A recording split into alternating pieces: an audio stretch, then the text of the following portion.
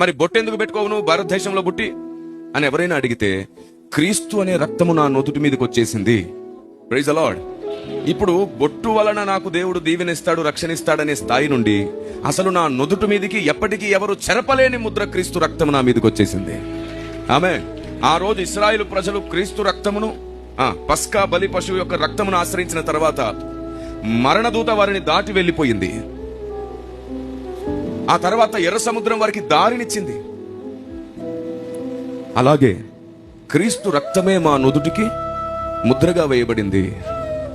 ఇప్పుడు ఎవరైనా సరే బొట్టెందుకు పెట్టుకుంటుంటారు? దానికి 3 కారణాలు. ఒకటి, కొందరు ఆనవాయితీ సాంప్రదాయంతో పెడతారు.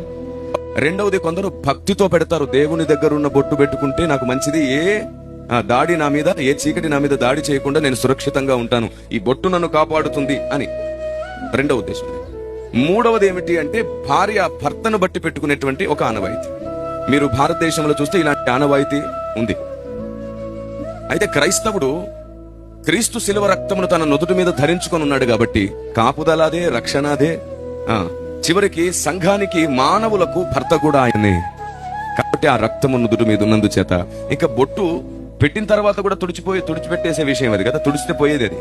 కాబట్టి ఎప్పటికీ ఎవరు తుడవలేని ముద్ర ఒకటి, క్రీస్తు రక్తం. ఆమేన్. కాబట్టి బొట్టు అక్కరలేదు, ఎందుకంటే దానికంటే పైగా ఉన్నాం. ఇది బొట్టు ఛాయ మాత్రమే, నిజస్వరూపం క్రీస్తు రక్తంలో నెరవేరిపోతుంది.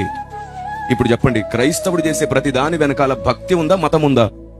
గట్టిగా ఈ స్టేట్మెంట్ మీరు మిస్ అవ్వదు. అదే చెప్తున్నాను. ఒక గొప్ప విషయం విన్నప్పుడు సైన్యము వలె ఆర్భాటించి స్తుతించాలి.